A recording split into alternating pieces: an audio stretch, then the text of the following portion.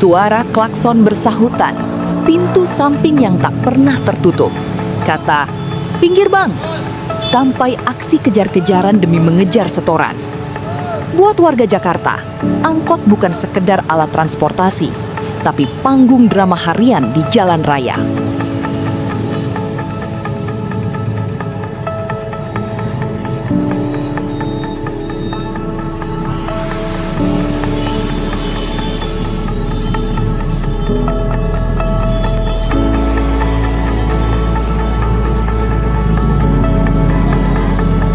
Namun dalam beberapa tahun terakhir, ada yang berubah di sudut-sudut gang dan jalan arteri Jakarta.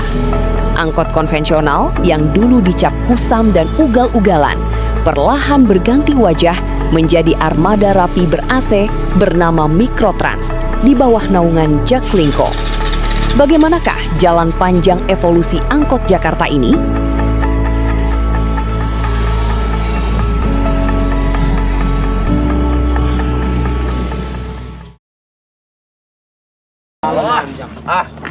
Satu, dua, tiga.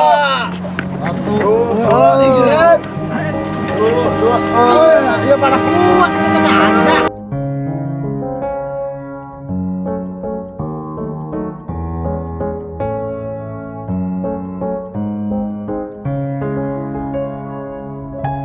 Sebelum kita kenal Mikrotrans, Jakarta punya sejarah panjang angkutan mikro. Dimulai dari Oplet di era 60-70-an, Bemo Roda 3, hingga lahirnya Mikrolet dan Koperasi Wahana Kalpika, KWK, di era 80 hingga 90-an.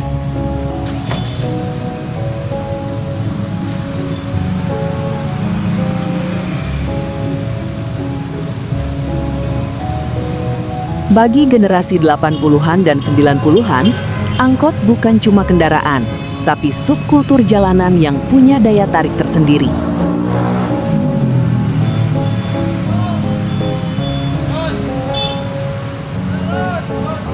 Setiap armada punya ciri khas. Ada stiker kata-kata bijak atau kocak di kaca belakang, aksesoris gantung di spion interior, hingga alunan musik radio atau kaset dangdut yang diputar kencang oleh sopir. Naik angkot era itu adalah pengalaman sensorik yang komplit. Ramai, bising, penuh sesak, tapi sangat merakyat.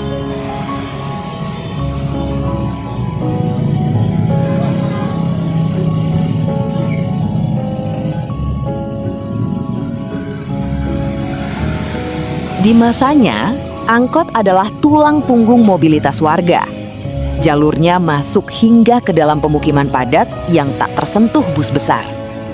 Namun seiring pesatnya pertumbuhan kendaraan pribadi dan sepeda motor murah di awal tahun 2000-an, angkot mulai kehilangan panggungnya.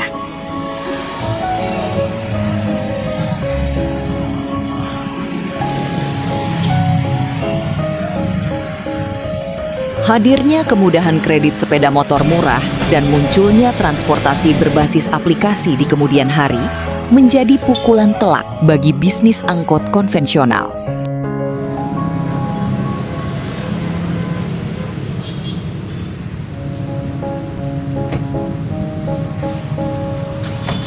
Jumlah penumpang merosot tajam. Demi bertahan hidup di tengah sepinya penumpang, kualitas pelayanan pun mulai terabaikan. Armada yang makin menua jarang diremajakan. Keselamatan dinomor sekiankan. Dan jalanan Jakarta mulai memasuki era kegelapan angkot yang baru.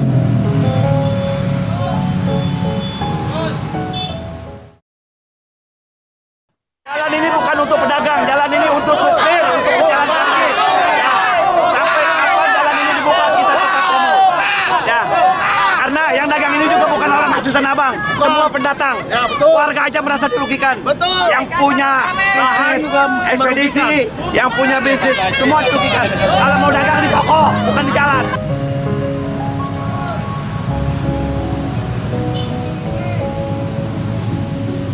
Duduk di kursi kemudi angkot konvensional zaman dulu itu bukan pekerjaan mudah. Setiap pagi, sebelum mesin dinyalakan dan roda berputar, para sopir sudah memulai hari dengan angka minus. Ada biaya sewa armada dan target setoran harian yang harus dibayar lunas ke pemilik mobil di sore hari. Sistem setoran menciptakan tekanan psikologis yang luar biasa. Bagi sopir, setiap bangku kosong di belakang adalah kerugian yang merambat langsung ke piring makan keluarga mereka di rumah.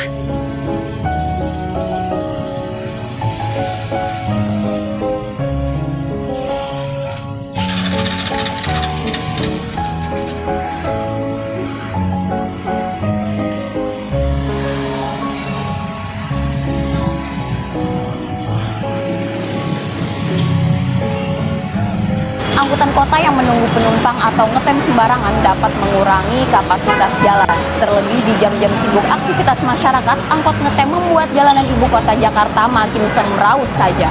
Padahal sudah disediakan halte dan terminal untuk mereka menaikkan dan menurunkan penumpang.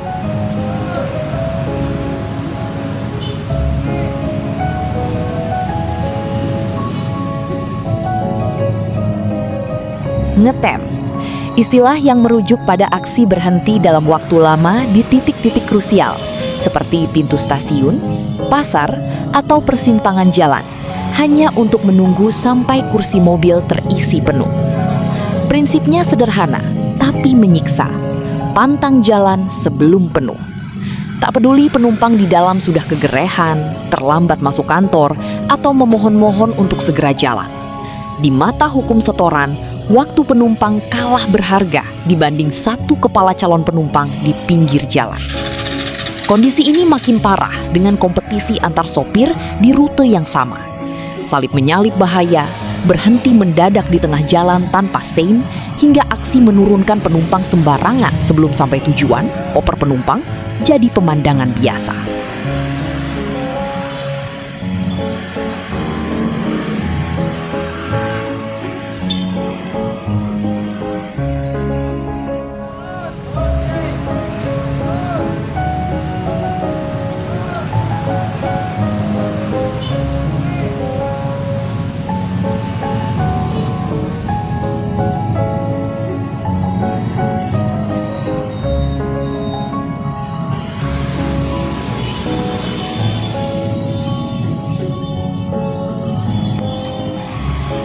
Sistem ini pada akhirnya menciptakan lingkaran setan yang merugikan semua pihak.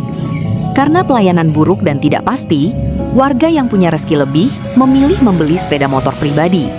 Penumpang angkot makin sepi. Saat penumpang sepi, sopir makin nekat ngetem lebih lama. Ketika pendapatan terus merosot, pemilik armada pun enggan mengeluarkan biaya untuk perawatan kendaraan. Hasilnya, mobil makin kusam, AC atau kipas mati, interior bau apek, dan keselamatan jadi nomor sekian. Angkot Jakarta terjebak dalam krisis kepercayaan. Sampai akhirnya, sebuah perombakan radikal disiapkan untuk memutus rantai masalah ini.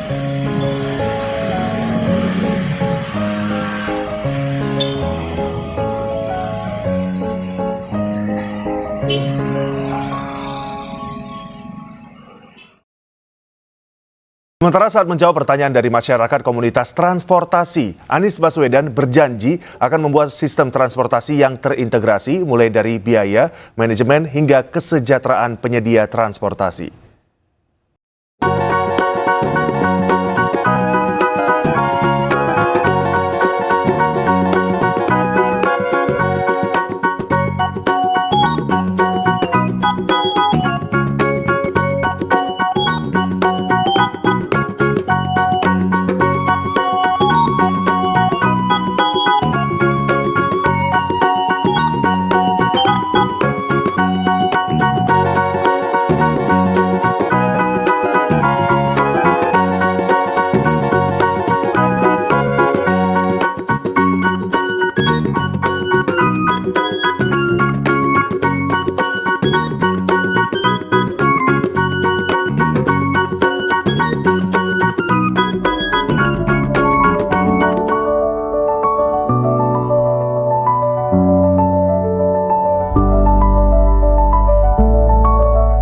Gagasan mendasar untuk merevolusi angkot Jakarta sejatinya lahir dari panggung politik Pilkada DKI Jakarta 2017.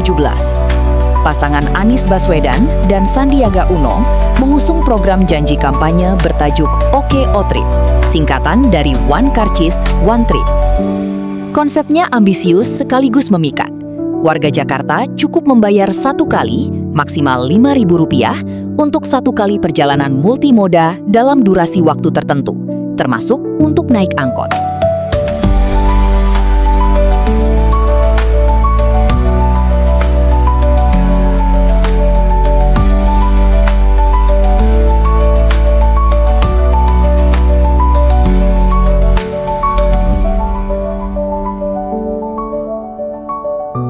Setelah resmi menjabat, Gubernur Anies Baswedan bersama jajaran Pemprov DKI Jakarta mulai mengeksekusi janji tersebut. Pada tanggal 14 Desember 2017, Pemprov DKI meresmikan soft launching program OKO Trip di Balai Kota Jakarta. Sebulan kemudian, yaitu pada 15 Januari 2018, uji coba lapangan pertama kali dijalankan di 4 rute prioritas: Jalambar, Durensawit, Warakas, dan Lebak Bulus. Sistem baru ini membawa perubahan radikal. Pemprov DKI merangkul para pemilik angkot dan koperasi seperti KWK, Mikrolet, APB untuk beralih ke skema pembayaran rupiah per kilometer. Sopir tak lagi memikirkan uang setoran karena sudah digaji bulanan sesuai standar UMP. Sementara pemilik armada dibayar berdasarkan jarak tempuh kilometer mobilnya. Meski sistemnya mulai berjalan, nama OKO Trip dirasa belum cukup kuat menggambarkan visi besar integrasi transportasi Jakarta secara menyeluruh.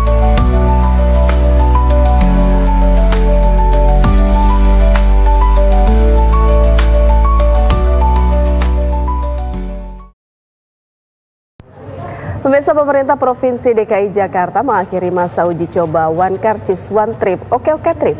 Gubernur Anies Baswedan pun mengubah nama OKO Trip dan menciptakan brand baru yang menggambarkan integrasi antar moda transportasi. Ya, lantas Xiaomi dan juga pemirsa, seperti apa penerapan OKO Trip yang kini sudah berubah nama menjadi Jaklingko? Apa yang kita mulai hari ini menjadi solusi permanen di dalam membangun transportasi umum massal di Jakarta. Ini diambil dari jenis pengelolaan pengairan sawah di Manggarai, Nusa Tenggara Timur, di mana sistemnya adalah sistem seperti jejaring laba-laba.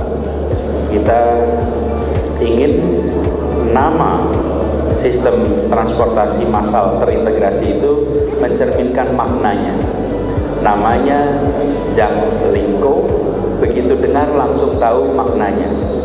Maknanya Jakarta, dalam bahasa Inggrisnya link, tersambungkan, di dalam bahasa Indonesianya lingko, yang artinya juga tersambungkan.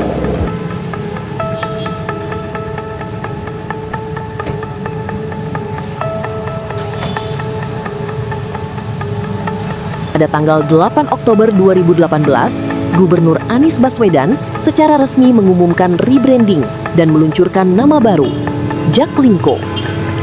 Kata lingko diambil dari istilah bahasa daerah Manggarai di Nusa Tenggara Timur yang merujuk pada sistem pembagian lahan sawah berjejaring seperti jaring laba-laba.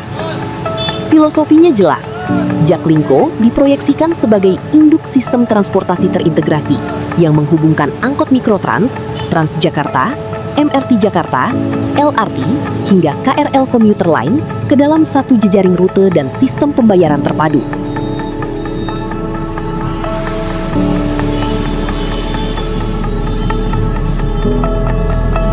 Untuk mengelola sistem pembayaran tarif terintegrasi lintas moda ini, pada pertengahan tahun 2020, dibentuklah badan usaha bersama bernama PT Jaklingko Indonesia.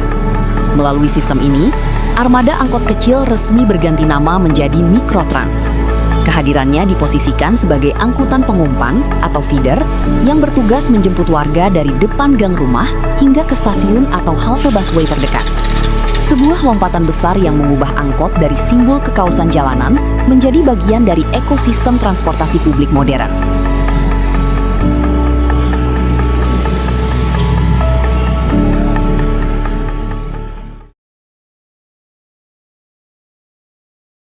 Pemirsa, saat ini saya sudah berada di dalam Jaklingko dengan fasilitas ber-AC. Wow, lumayan adem juga ya dalam sini. Dan di samping saya saat ini sudah ada penumpang.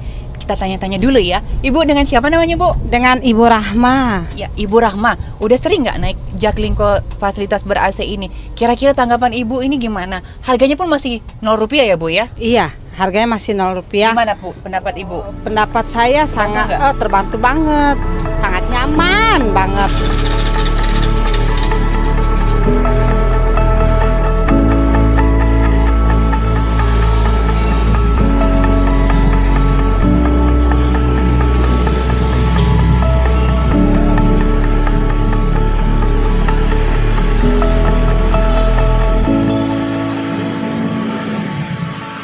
Memasuki era mikrotrans, definisi naik angkot di Jakarta berubah total.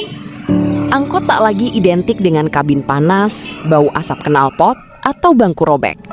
Di bawah standar pelayanan minimum PT Transjakarta, armada mikrotrans wajib dilengkapi pendingin udara, AC, kamera CCTV pengawas keselamatan, alat pemadam api ringan, APAR, hingga tombol darurat.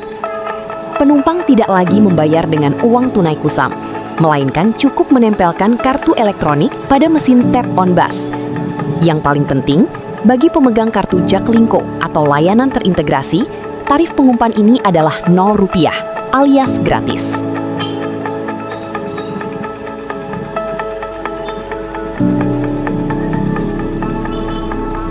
Namun, transformasi raksasa tentu tak pernah lepas dari tantangan. Di lapangan, jumlah armada mikrotrans di beberapa rute padat seringkali belum sebanding dengan lonjakan penumpang saat jam berangkat dan pulang kerja. Di sisi lain, proses migrasi angkot konvensional menuju mikrotrans membutuhkan proses negosiasi yang tak sebentar dengan para pemilik armada independen. Proses adaptasi transaksi digital juga terus berjalan, terutama bagi kelompok lansia dan warga yang belum terbiasa dengan ekosistem pembayaran non-tunai.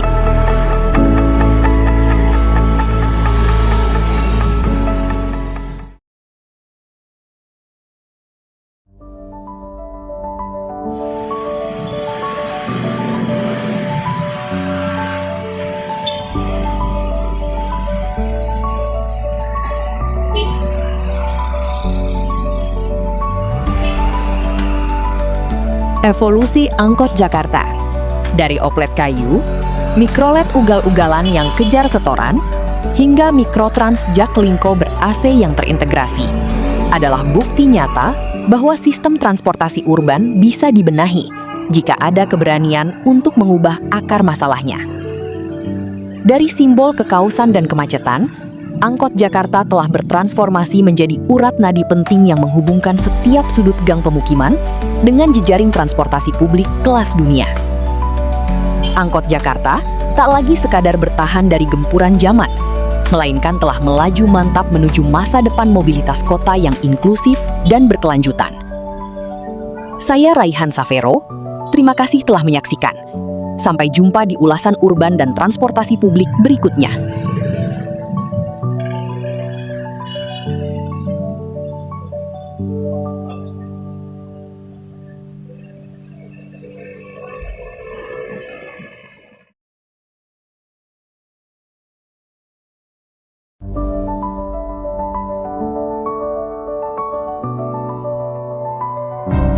Universitas Indraprasta PGRI hadir di tengah masyarakat sebagai perguruan tinggi yang peduli terhadap pemerataan pendidikan bagi semua kalangan. Dengan visi universitas yang unggul dalam pembelajaran, Excellent Teaching University, membuat Universitas Indraprasta PGRI mampu berperan aktif dalam pengembangan sumber daya manusia profesional. Universitas Indraprasta PGRI menjadi perguruan tinggi swasta yang mendapatkan penghargaan Gubernur DKI Jakarta pada tahun 2019 sebagai kampus yang berpartisipasi dalam menanggulangi kemiskinan di DKI Jakarta. Universitas Indraprasta PGRI menyelenggarakan pendidikan dan pengajaran yang profesional sesuai dengan pengembangan ilmu pengetahuan, teknologi, dan seni. Sebagai perguruan tinggi yang peduli, mandiri, kreatif, dan adaptif, membuat Unindra menjadi pilihan untuk menempuh jenjang pendidikan lanjut ke perguruan tinggi. Dengan dana pendidikan yang terjangkau, Universitas Indraprasta PGRI tetap bertanggung jawab dengan memenuhi standar mutu pendidikan yang ditetapkan oleh pemerintah. Mengembangkan kuantitas serta kualitas, sarana pembelajaran dan proses belajar mengajar, serta meningkatkan kompetensi dan kualifikasi dari dosen sebagai pendidik profesional.